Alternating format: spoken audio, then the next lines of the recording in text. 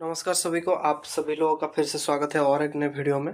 तो आज हम प्रसाद जी का जो आखिरी कविता है उसको हम पढ़ेंगे, भारतवर्ष। तो शुरू करते हैं। हिमालय के आंगन में उसे प्रथम किरणों का दे उपहार, उषा ने हंस अभिनंदन किया और पहनाया हीरक हार। जगे हम जगाने विश्व लोक में फैला और फिर आलोक व्योमतम पुंज हुआ, तब नष्ट अखिल संस्मृति हो उठी असो। देखिए, हिमालय हिमालय के आंगन में उससे प्रथम किरणों का दे उपहार। तो हिमालय हिमालय मतलब हम जानते हैं जो सबसे बड़ा पहाड़ है हमारे भारतवर्ष में। हिमालय के आंगन के समान है कौन? जो सूर्य है। सूर्य हिमालय के आंगन में प्रथम किरण उपहार रूप स्वरूप देता है। ऐसा लगता है कि मानो जो सुबह का पहली किरण है वो हिमालय के आंगन में ही गिरता है और भारत को स्वागत करता है। भारत उसका स्वागत करता है या फिर भारत स्वागत करता है उस किरण को पहला। और उसके जो सुबह होने के बाद जो ओस पड़ते हैं, ओस में जब सूर्य किरण पड़ता है वो एक तरह से हीरक हार के रूप में हमें दिखाई देता है। उषा ने हंसकर अभिनंदन किया। जगे हम लगे जगाने विश्व, लोक में फैला फिर आलोक। हम जग गए और हम विश्व को जगाने चल रहे हैं या फिर हम विश्व को जगाने में लग रहे हैं। लोक में फैला फिर आलोक, फिर लोगों में आलोक। आलोक मतलब ज्ञान रूपी आलोक फैलता है। व्योमतम पुंज हुआ तब नष्ट, व्योमतम पुंज हुआ तब नष्ट, अखिल संस्मृति हो उठी असो। व्योमतम मतलब व्योम तम मतलब अंधकार, व्योम मतलब यहाँ पे जो एक तरह से नेगेटिविटी या फिर अज्ञानता हम बोल सकते हैं या फिर हम नकारात्मक भाव बोल सकते हैं। उस रूपी अंधकार का नष्ट होता है, अखिल संस्मृति हो उठता है अशोक। अशोक मतलब प्रकाशित हो उठता है संस्मृति। देखते हैं आगे इसका व्याख्या। पंक्तियों में कवि कहते हैं कि भारतवर्ष हिमालय के आंगन के समान है, जहाँ सूर्य की पहली किरणें सबसे पहले पहुँचते हैं और उसे जैसे स्वागत करता है कौन? भोर या फिर उषा, जो ओस की बूंदे होते हैं वहाँ पे ओस की बूंदे पर पड़ने वाले सूर्य किरण वहाँ से रिफ्लेक्ट होके या फिर परावर्तन होके हीरो का हार के रूप में वहाँ पे हमें कल्पना देते हैं। भारत में सबसे पहले ज्ञान का उदय हुआ था। स्वयं जागरूक होकर हम पूरे संसार को ज्ञान का मार्ग दिखाते हैं। इस प्रकाश से कौन? सूर्य का प्रकाश से अज्ञानता का अंधकार, जो मैंने बताया था नकारात्मक अंधकार जो है व्योमतम उसको बोलाते हैं, नष्ट हो जाता है और संपूर्ण सृष्टि दुखों से मुक्त होकर आनंदित हो उठती है।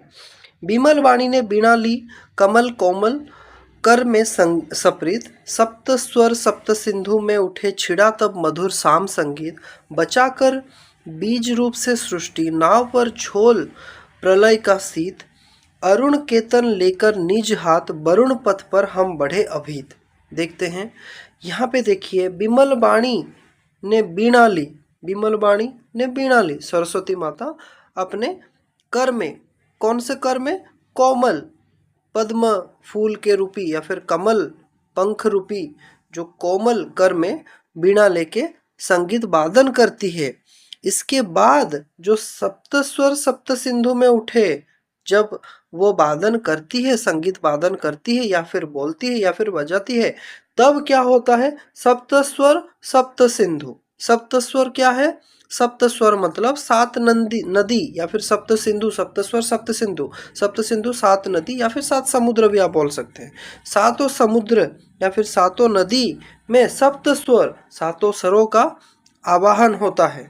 तब क्या होता है? कैसा संगीत बजता है? साम संगीत। साम संगीत मतलब जो साम वेद है वहाँ पे सारे संगीतों को लिखा गया है, वो काफ़ी मधुर होते हैं। उसी प्रकार के संगीत का यहाँ पे तुलना किया गया है।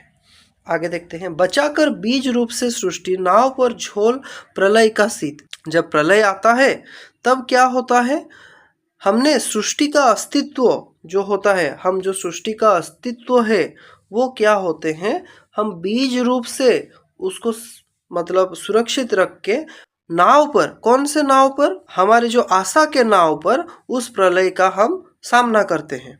हम अपने हाथों में अरुण केतन लेकर निज हाथ, निज हाथ मतलब हम अपने हाथों में विजय केतन, विजय केतन मतलब विजय का झंडा लेकर हम वरुण पथ पर बढ़े अभित। वरुण पथ मतलब, वरुण मतलब समुद्र के मार्ग में, वरुण, वरुण देवता जल के देवता है, समुद्र के मार्ग में हम आगे बढ़ते हैं। विद्या की देवी सरस्वती विमल वाणी जिनको बोला गया है, जब अपने कोमल हाथों में प्रेम के साथ वीणा धारण करती है, उसके बाद 7 नदियों या फिर सप्त सिंधु जिसको बोला जा गया है, तट पर संगीत के साथ सुर गूंज उठते हैं। और वो किसके समान होते हैं? सामवेद में जो मधुर संगीत होते हैं उनके ज्ञान के समान वो सुनाई देते हैं। जब प्रलय आता है तब हम क्या करते हैं? सृष्टि के अस्तित्व को सुरक्षित रखकर, किस रूप में? बीज रूप में सुरक्षित रखकर नाव के सहारे कठिन परिस्थितियों का सामना करते हैं। आशा के नाव के सहारे कठिन परिस्थितियों का हम सामना करते हैं। हाथों में हम विजय का लाल ध्वज पकड़कर, अरुण केतन जिसको बोला गया है, समुद्र के मार्ग वरुण पथ में, मैंने बोला अभी, निर्भय होकर आगे बढ़ते हैं और मानवता की रक्षा हम करते हैं। सुना है वो दधीचि का त्याग, हमारी जातीयता विकास, पुरंदर ने पबी से है लिखा, अस्थि युग का मेरा इतिहास। सिंधु सा विस्मृत और अथाह एक निर्वासित का उत्साह, दे रही अभी दिखाई भग्न मग्न रत्नाकर में वो राह। देखते हैं दधीचि, महर्षि दधीचि अपने त्याग के लिए जाने जाते हैं। एक असुर को मारने के लिए वो अपने अस्थियों का दान दे देते हैं, आपने सबने पढ़ा होगा। पुरंदर यहाँ पे किसको बोला गया है? इंद्र जी को बोला गया है पुरंदर। पुरंदर ने पवि से है लिखा, अस्थि युग का मेरा इतिहास। उस अस्थि से जो वज्र बने हैं वो असुरों का नाश करता है और वही हमारा इतिहास बताता है कि हम कितने बड़े त्यागी थे, हम किस कदर त्याग कर सकते थे, ये हमें दिखाता है। ये हमारे सांस्कृतिक विकास को भी दिखाता है। सिंधु सा विस्तृत और अथाह एक निर्वासित उत्साह, सिंधु सा विस्तृत हमारा उत्साह है और हम बोल सकते हैं एक निर्वासित व्यक्ति के पास भी सिंधु जैसा अथाह, अथाह मतलब अकल्पनीय बहुत सारे उत्साह जमा होकर रहता है।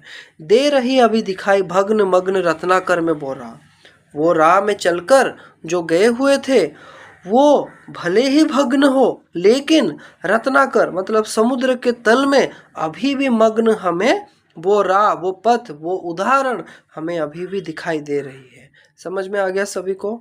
देखते हैं, हमारा इतिहास परोपकार और त्याग का साक्षी है। हम कितने परोपकार करते हैं ये हमारा इतिहास ही बताएगा आपको। चाहे कोई भी आके हमारे इतिहास को कलुषित करे, लेकिन हमारा कर्तव्य है हम अपने इतिहास के साथ बढ़े। हम अभी जो युग के जो प्रवर्तक विभिन्न नकारात्मक चीज़ें हमें सिखा रहे हैं उससे ना उलझे, हम अपने इतिहास को जाने, हम अपने जो इतिहास के जो अभियान थे, हम इतिहास के जो बहुत सारे उदाहरण थे उनको देखेंगे और सटीक उदाहरण को देखेंगे। किसी गलत नकारात्मक इन्फ्लुएंस में आके हम गलत उदाहरण को ना पेश करेंगे, ये हमारा कर्तव्य है। दधीचि जो महर्षि दधीचि है, समाज की रक्षा के लिए अपनी अस्थियों का दान कर दिया था, समाज के रक्षा के लिए, क्योंकि असुरों का वहाँ पे बहुत सारा अत्याचार चल रहा था। इंद्र ने उसी के अस्थियों से वज्र बनाकर असुरों का नाश किया। वज्र का नाम क्या था? पवि। हमारे सांस्कृतिक विकास और वीरता का इतिहास को हम दर्शाते हैं। उसी का जो उदाहरण है या फिर उसी का जो राह है, देखिए, उत्साह और साहस समुद्र की तरह विशाल और गहरा है। यदि कोई अकेला निर्वासित भी हो भारत में से तो उसका आत्मबल समुद्र जैसा अथाह होता है। अथाह मतलब जिसका कोई हम पहुंच नहीं सकते उस तक, वो अथाह होता है। आज भी इतिहास के वो मार्ग और अवशेष हमें दिखाई पड़ते हैं। कहाँ पे दिखाई पड़ते हैं? समुद्र की गहराइयों में समाया हुआ हमारा गौरव वहाँ पे दिखाई पड़ता। आगे चलते हैं। धर्म का लेकर जो नाम हुआ करती बलि कर दी बंद, हमी ने दिया शांति संदेश सुखी होते देकर आनंद। विजय केवल लोहे की नहीं धर्म की रही धरा पर धूम, भिक्षु होकर रहते सम्राट दया दिखलाते घर घर घूम। यवन को दिया दया का दान, चीन को मिली धर्म की दृष्टि, मिला था स्वर्ण भूमि को रत्न, सील की सिंघल को भी सृष्टि। देखते हैं, धर्म का लेकर जो नाम हुआ करती बलि कर दी बंद।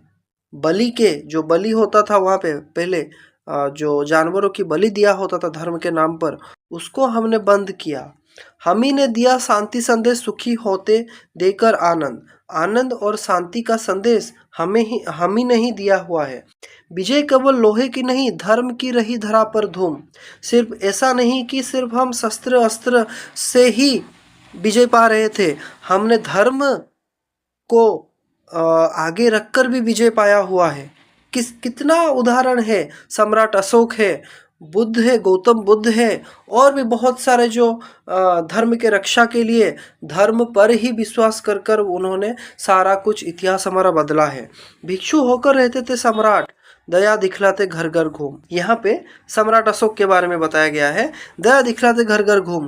घर घर जाकर उन्होंने भिक्षु का रूप धारण करके घर घर जाकर लोगों की सेवा और दया का उन्होंने मार्ग अपनाया हुआ था। यवन को दिया दया का दान। यवन जो हमसे हारे हुए थे उनको हमने दया का भीख दिया, या फिर दया का दान दे, भीख दिया गलत होगा, गलत वो अभिप्राय करेगा। भीख वो एक नकारात्मक शब्द है। यवन को दिया दया का दान, हार कर भी उन्हें हम दया का दान हमने दिया। चीन को मिली हमी से धर्म की दृष्टि, मिला था स्वर्ण भूमि। स्वर्ण भूमि कौन है? जावा सुमात्रा को स्वर्ण भूमि यहाँ पे बोला गया है। रत्न, उनको रत्न मिला, और सील की सिंघल को भी सृष्टि मिला। जो हमारे चेतना रूपक जो आशा है, या फिर चेतना रूपक जो चिंतन है, वो चिंतन शैली सिंघल किसका है? श्रीलंका को, और अभी के श्रीलंका तब के सिंघल को हमने चेतना रूपक जो चिंता वो हमने उन्हें सिखाया हुआ है। देखते हैं, धर्म के नाम पर होने वाली पशु बलि और कुरीतियों को हमने ही रोका। भारत ने पूरे विश्व को अहिंसा शांति का संदेश दिया, लेकिन युद्ध का भी संदेश दिया है। सिर्फ अहिंसा और शांति का संदेश नहीं दिया है। अहिंसा शांति तब किया गया है जब सामने वाला भी अहिंसा और शांति करे, और सामने वाला अगर युद्ध किया है तो हमने भी ललकार कर युद्ध किया है साहस के साथ। और इसी का अभी के हिसाब से जो कुछ लोग बहुत बातें करते हैं कि क्यों युद्ध करे। अगर युद्ध नहीं करोगे तो तुम्हारा वो लोग अस्तित्व मिटा देंगे। और वो लोग ऐसा, अगर तुम गलत होते, तुम अधर्म के राह पर होते तो वो गलत है, लेकिन तुम अगर धर्म के राह पर हो तो तुम युद्ध करने क्यों कतरा रहे हो? भगवान ने गीता भी उपदेश जो दिया था वो धर्म युद्ध के भूमि पर दिया था। ये याद रखे सब। अहिंसा के मार्ग सत्य है, लेकिन अहिंसा तभी अच्छा लगता है जब सामने वाला भी अहिंसा करने पर आए, वरना तो सामने वाला आपका अस्तित्व मिटा देगा, अधर्म स्थापना कर देगा पूरा जगत में। ये गलत है, याद रखिए। हमने दूसरों को सुख और आनंद देकर स्वयं प्रसन्न रहने का आदर्श स्थापित किया है, लेकिन जीत केवल तलवार अस्त्र शस्त्र के मोह से हमने नहीं किया। मतलब तलवार अस्त्र शस्त्रों के मोह, लोहे को मोह से भी हमने जीता है इतिहास में। लेकिन उसको अभी हमारे वंश को या फिर हमारे अस्तित्व को निपात करने के लिए बहुत लोग कोशिश कर रहे हैं। वो आपको गलत सिखा रहे हैं अभी के वर्तमान के युग में। पर हम धर्म और नैतिकता के आधार पर भी हमने बहुत सारे विजय प्राप्त किए हैं। यहाँ अशोक जैसे महान सम्राट राजपाट छोड़कर भिक्षु का रूप धारण कर भी घर घर जाकर लोगों की सेवा किया है, मार्ग अपनाया है। लेकिन इसका मतलब ये नहीं है कि हमने शस्त्र छोड़ दिया था, नहीं, वो गलत है। हमने विदेशी आक्रमणकारियों, यवन जो आक्रमण करते थे उनको हमने हराया था, लेकिन उनको हमने दया का दान दिया था। चीन को भारत से ही बौद्ध धर्म का ज्ञान मिला था। स्वर्ण भूमि मैंने बोला, जावा सुमात्रा, और सिंघल को भी हम पंचशील के सिद्धांत से ही हम नैतिकता प्रदान किए थे, नैतिक का रत्न प्रदान किए थे। किसी का हमने छीना नहीं, प्रकृति का रहा पालना नहीं। हमारे जन्मभूमि थी यहीं कहीं से हम आए थे नहीं। जातियों का उत्थान पतन, आंधिया झड़ी प्रचंड समीर, खड़े देखा झेला, हंसते प्रलय में पले हुए हम भी। देखिए यहाँ पे कितना मतलब बहुत ही अच्छी तरीके से उन्होंने बताया है। किसी का हमने कुछ छीना नहीं, हमने किसी का कुछ छीना नहीं है। हम अपने में खुश हैं, प्रकृति का रहा पालना ही। हम हमेशा प्रकृति के साथ हम बंधुत्व या फिर प्रकृति को सम्मान दिए हम उनके हाथों हम पल रहे हैं। हमारी जन्मभूमि थी यहीं, हमारी जन्मभूमि यहीं है। बहुत सारे विदेशी इतिहासकार आपको बताएंगे कि हम बाहर से आके वेदों की और संस्कृत की रचना किए हैं। नहीं, ये गलत है। हमारा जन्मभूमि यहीं पर है। सरस्वती नदी का जो जिक्र हम ही ने वेदों में किया है। ये मत भूलिए, किसी के जो मिथ्या जो वो बोल रहे हैं उसके आड़ में मत आइए। जातियों का उत्थान पतन तो होता रहा, लेकिन आंधियाँ झड़ी प्रचंड समीर में भी हम खड़े होकर देखते रहे। उसको अच्छे से हम समझकर उसके विरुद्ध खड़े होकर भी हम लोग बच निकले। झेला हंसते प्रलय में पले हुए हम वीर। उस जो प्रलय में, उस आंधी में हम हंसते हुए खड़े होकर सब कुछ सहकर हम वीर होकर निकले हैं। नीचे देखते हैं, भारत के लोगों ने कभी किसी दूसरे देश की संपत्ति या भूमि नहीं छीनी है। याद रखिए, जो हम लोगों को लांछन लगाते हैं वर्तमान के काफ़ी इतिहासकार, वो गलत है। कभी भी हमने किसी दूसरे देश की संपत्ति को या फिर भूमि को छीना नहीं है, वरन हमसे लोग छीन कर ले गए हैं, झगड़ कर ले गए हैं, लेकिन हमने किसी से छीना नहीं है। एक्चुअल हिस्ट्री पढ़िए। हमें प्रकृति ने यहाँ सब कुछ उपहार स्वरूप दिया है और उसी के जो प्रकृति के छाए के नीचे हम पले हुए हैं। हम हमारी अपनी जन्मभूमि है, ये हमारी अपनी जन्मभूमि है। हम यहाँ के मूल निवासी है, कहीं बाहर से हम आकर नहीं बसे हैं। याद रखिए, तरह तरह के नामों से आपको गुमराह करने की कोशिश की जा रही है। हमने समय के चक्र में कई जातियां को बनते देखा, बिगड़ते भी देखा, लेकिन विपत्ति और राजनीतिक तूफान आंधियां भी आए, लेकिन हम वीरता पूर्वक अडिग रहकर खड़े रहे। प्रलय जैसी भीषण परिस्थितियों में भी हमने उसका हंसकर मुकाबला किया और अपना अस्तित्व बजाय रखे। चरित थे पूत, भुजा में शक्ति, नम्रता रही सदा संपन्न। हृदय के गौरव में था गर्भ, किसी को देख न सके विपन्न। हमारे संचय में था दान, अतिथि थे सदा हमारे देव। वचन में सत्य, हृदय में तेज, प्रतिज्ञा में रहती थी टेव। देखिए, चरित थे पूत, चरित थे पुत्र मतलब चरित मतलब यहाँ पे चरित्र को बोला गया है। हमारे पूर्वजों का चरित्र पवित्र था, भुजा में शक्ति था, लेकिन भुजा में शक्ति भी था, फिर बावजूद वह नम्रता से सदैव संपन्न होकर रहे हैं। हृदय के गौरव में था गर्व, जो गौरव था उसका हमें गर्व था। किसी को देख ना सके विपन्न, कि किसी को हम विपन्न रूप से देख नहीं सकते, हम सदा सबके सहायता करते हैं।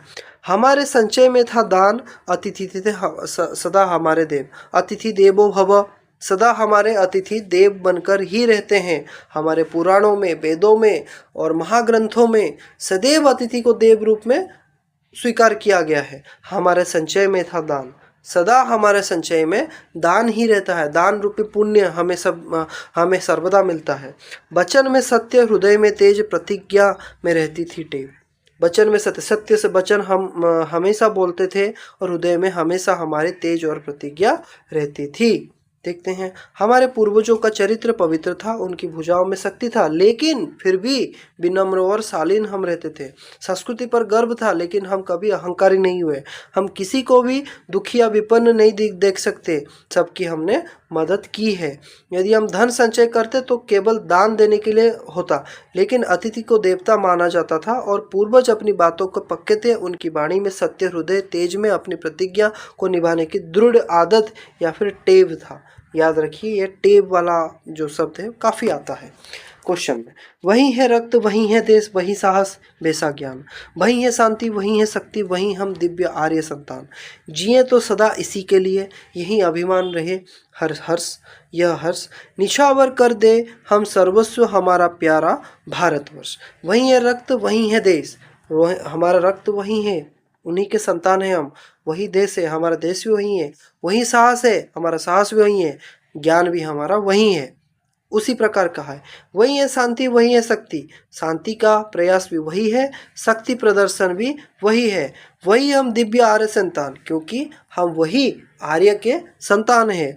जिए तो सदा इसी के लिए, यही अभिमान रहे, यह हर्ष है हमें खुशी है कि हमें यह अभिमान रहता है कि इसी तरह ही हम बिना कायर बने हमेशा जीते आए हुए हैं। निछावर कर दे हम सर्वस्व हमारा प्यारा भारतवर्ष, हमारे प्यारे भारतवर्ष के लिए हम सर्वस्व निछावर करने के लिए तैयार है। आज भी हमारी नसों में वही महान पूर्वजों का रक्त बह रहा है और यह वही देश है जो हमारे पास आज भी वही साहस और ज्ञान लेकर आता है। हमारे भीतर आज भी वही शांति और शक्ति विद्यमान है, क्योंकि हम उन्हीं महान आर्यों के दिव्य संतान हैं। हमारा संकल्प है कि जब तक हम जिए इसी देश की सेवा और उन्नति के लिए ही जिए। हमें अपने भारतीय होने पर गर्व और खुशी होनी चाहिए। कुछ लोग विदेशियों के बात में आकर अपने ही भारतीय होने पर नाखुश होते हैं। मानता हूँ गलती बहुत लोग करते हैं और हमारे नाखुश होने में हमारी ही गलती है, लेकिन हमें उसे सुधारना चाहिए, ना कि आंखें फेर कर चले जाना चाहिए। अपने इस प्यारे भारतवर्ष की रक्षा गौरव के लिए यदि हमें अपना सब कुछ न्यौछावर करना पड़े तो हम पीछे कभी नहीं हटेंगे। तो ये था आपका जो कविता, बहुत ही उद्बोधन मूलक कविता है भारतवर्ष। उम्मीद करता हूँ सब आपको समझ में काफ़ी अच्छी तरीके से आया होगा। अगर समझ में नहीं आया तो मुझे फिर से कमेंट सेक्शन में ज़रूर बताएं, और अच्छा लगा वीडियो तो लाइक शेयर सब्सक्राइब ज़रूर कीजिए। मिलता हूँ नेक्स्ट वीडियो में इसके MCQ पार्ट के साथ। धन्यवाद सभी।